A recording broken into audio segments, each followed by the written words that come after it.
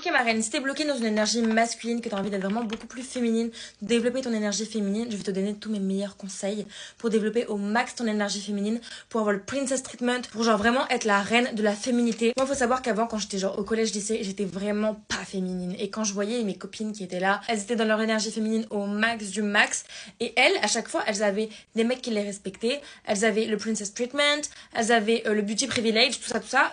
Moi j'avais pas. Pourquoi? Parce que j'étais bloquée dans mon énergie masculine. Et il faut pas avoir une énergie masculine ici et une énergie féminine ici, il faut que ce soit un équilibre. Mais là, c'est si tu sens vraiment au plus profond de toi que ton énergie féminine, elle est là, et que ton énergie masculine, elle est là, et il faut faire un peu balance, et c'est pour ça que là, tu vas faire tous ces petits conseils pour élever ton énergie féminine. Tout d'abord, pour ce qui est d'être féminine, à la base des bases, pour être un petit peu plus féminine. Moi, je sais qu'au collège, j'avais une copine à moi, elle avait toujours des belles mains. Et les mains, mais je vous jure que c'était le truc que je regardais le plus chez elle, parce qu'en fait, ça donnait vraiment ce côté princesse, genre vraiment, elle était tellement féminine juste parce qu'elle avait des belles mains. Et avoir des belles mains, ça veut pas dire avoir des belles mains vraiment genre au sens propre, parce que je sais même pas si ça existe des belles mains, mais ça veut juste dire avoir des mains soignées. Elle avait toujours du vernis, toujours bien clean, bien propre, jamais les vernis écaillés là qui faisaient sale. Elle avait toujours les mains mais tellement douces, on aurait dit de la soie, et je vous jure que ça la rendait mais tellement naturellement féminine. Moi je suis quelqu'un, je me suis toujours rongé les ongles, et à partir du moment où j'ai découvert les faux ongles, généralement j'achète mes faux ongles à Primark, à Monoprix, tout ça coûte genre entre 4 et 18 euros pour les plus chers,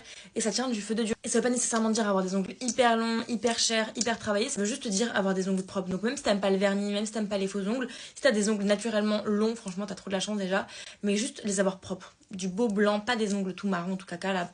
Et pense à toujours avoir une petite crème pour les mains avec toi pour toujours avoir les mains bien hydratées. Et comme ça, je te jure que tes mains, elles sont toutes douces tout le temps. Ensuite, prends soin de toi. Faut vraiment que quand tu te regardes dans le miroir, tu te dises, oh my god, qui est cette grosse reine qui me regarde? Genre, pour te sentir féminine, il faut que tu te sentes vraiment genre belle dans ton corps de femme. Enfin, vraiment que tu aimes ta personne, que tu aimes la féminité qu'il y a en toi. Et pour ça, il y a les affirmations positives que je te montre juste ici.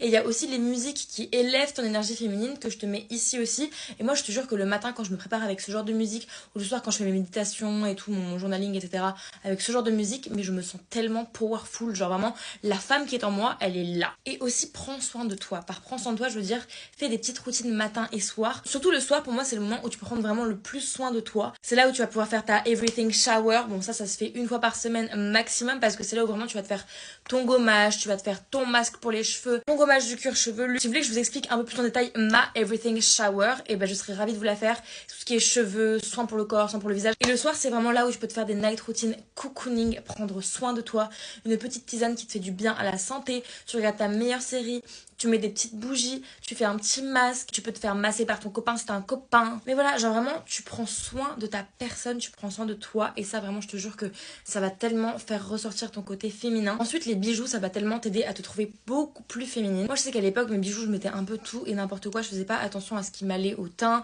si l'or ou l'argenté, ça m'allait le mieux.